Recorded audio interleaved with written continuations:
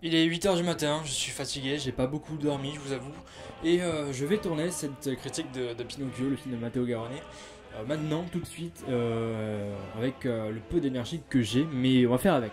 Bonjour à tous et à toutes, on se retrouve aujourd'hui pour une toute nouvelle vidéo, à savoir la critique du film Pinocchio, le nouveau film de Matteo Garrone, réalisateur de Dogman ou encore Gomorrah. Et je vous conseille de voir Dogman parce qu'il est vachement bien, il est exceptionnel. Donc je vous le conseille, il est vachement bien. J'ai pas encore vu Gomorrah, mais ça ne saurait tarder. Alors oui, je sais, Pinocchio est sorti il y a quand même pas mal de temps hein, sur cette plateforme streaming.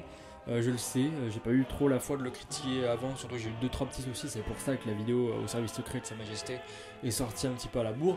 Mais bon, c'est comme ça, on a pris un peu de retard, mais on va vite le rattraper, et puis de toute manière, il fallait bien que je la sorte cette vidéo parce que j'avais quand même envie d'en parler. Ce Pinocchio de Matteo Garrone, tout le monde l'attendait en salle du coup, il est sorti normalement pour mars ou avril, mais ensuite il a vu être reporté par ses distributeurs, au moins un petit peu après le début du confinement, du coup, il me semble, où il a été reporté en juin.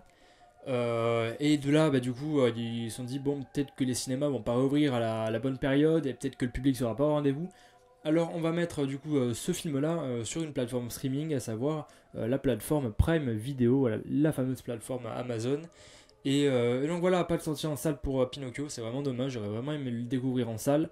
Mais voilà, comme on dit, on fait ce qu'on peut avec ce qu'on a, on s'adapte. Voilà, donc moi perso, ça m'attriste un peu, voilà, un film comme ça, j'aurais aimé le voir en salle.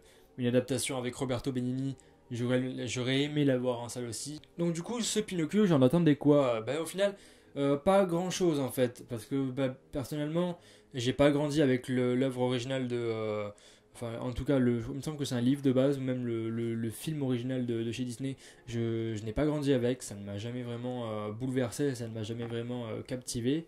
J'ai pas vraiment prêté d'attention. Donc, moi, personnellement, je m'en foutais un petit peu de base. J'étais juste un petit peu hypé pour le casting, parce que Roberto Benigni, ça fait longtemps qu'on l'a pas vu sur le grand écran. Et également pour le choix de réalisateur du coup de Matteo Garrone qui avait réalisé Dogman, qui était exceptionnel, que j'avais adoré en salle. Donc voilà, ça aurait pu être quelque chose de super sympa et une proposition de cinéma assez alléchante. Le pitch de Pinocchio, Pinocchio comme on dit en Amérique du Sud. Pour atténuer sa solitude, Geppetto construit une marionnette en bois en guise de fil. Par magie, le pantin prend vie et le jeune Pinocchio n'a plus qu'un seul but dans sa vie, devenir un véritable petit garçon. Cependant, grandir va s'avérer être une entreprise difficile. Voilà, donc si vous connaissez un petit peu le film original, vous savez un petit peu voilà, de quoi ça va parler, quels sont les thèmes qui vont être traités dans ce film-là, et comment on va les traiter surtout, avec quel personnage. Vous vous en doutez un peu si vous avez vu les films, parce qu'il y a eu plusieurs films, voilà, du coup il y a eu le film, le film Disney, l'original bien entendu. Ensuite il y a eu également, il me semble, une adaptation de Roberto Benigni en personne, du coup, qui était pas folichonne apparemment.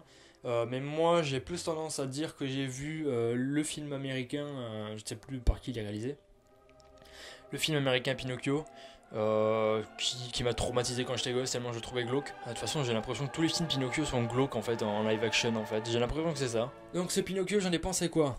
Autant vous dire, j'ai pas trop aimé. Voilà, c'était vraiment pas ma tasse de thé du tout. J'ai vraiment même dû regarder le film en deux parties tellement j'étais pas dedans et tellement ça m'a pas parlé. On va y revenir tout de suite. Déjà de 1 où là le film fait peur. Putain, comment arrêtez, putain merde. Vous faites un film live pour gosses de base Pinocchio c'est quand même pour gosses. Mais wow, putain, qu'est-ce que c'est glauque, qu'est-ce que c'est gênant, je trouve ça trop glauque. Je sais pas, ne montrez pas ça à vos gosses. Ne montrez vraiment pas ça à vos gosses, ils vont faire des cauchemars, ils vont être terrifiés hein. On fait un film Pinocchio qui est terrifiant. S'il te plaît.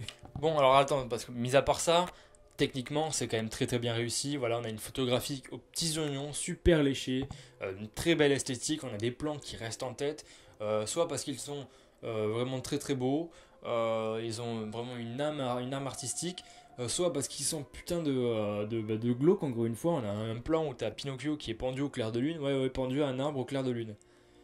C'est pas Conjuring, c'est Pinocchio. Donc voilà, après voilà, techniquement parlant, visuellement, c'est une pépite. Il n'y a rien à dire là-dessus, c'est une pépite. Niveau réalisation, Matteo Garrone a réussi quand même un peu ce qu'il entreprend. Il a une réalisation assez visuelle, assez esthétique comme j'ai dit tout à l'heure.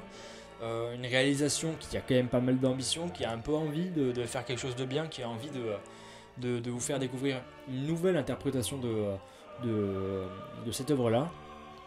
Donc au final ça peut être quand même vraiment un parti pris assez intéressant. Voilà, il va jouer un petit peu plus sur le côté rustique des personnages et de l'univers en tout cas. Voilà, on va vraiment plus accentuer sur le fait que ce soit un pantin en bois, sur le fait vraiment que ce soit rustique en fait. Hein. Vraiment, dans tous les points on voit que c'est rustique. Malheureusement pour moi ça sera quand même un petit peu gâché par 2-3 effets spéciaux qui sont pour moi vraiment pas terribles. Voilà, ça relève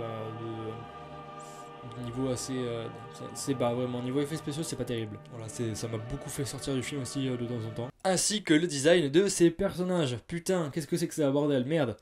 Le personnage de Jiminy Cricket là, je sais même plus s'il s'appelle comme ça, le cricket dans Pinocchio, pour vous dire que l'œuvre originale je m'en fous complètement je m'en fous un peu. Jiminy Cricket dans ce film là, est-ce qu'on en parle? Est-ce qu'on en parle? Voilà, c'est bizarre, voilà, c'est bizarre d'avoir des designs de personnages aussi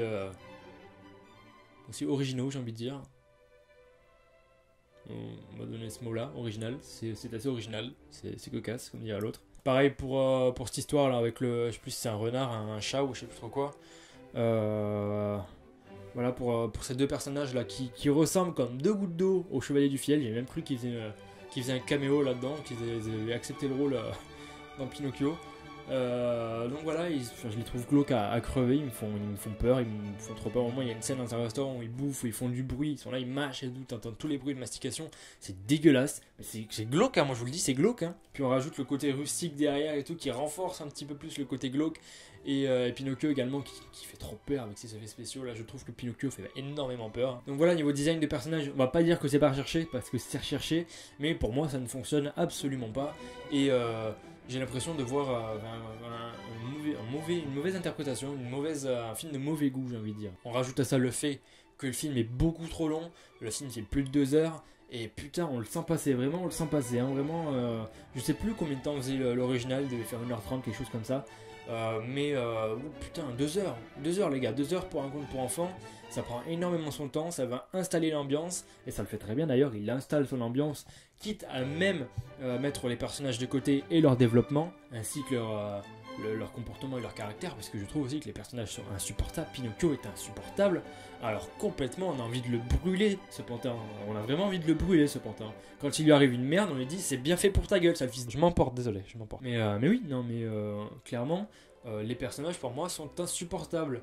Voilà, on dit bien voilà que Pinocchio est un enfant insupportable qui va découvrir un petit peu la vie en quelque sorte, mais on a beau lui dire toutes les leçons qu'il faut pour qu'il la retienne, il ne la retiendra pas. Il dira à chaque fois ouais t'inquiète j'ai compris gros, t'en fais pas, c'est la dernière fois que je fais ça. Et bim il recommence, tiens, coup de poignard dans le dos.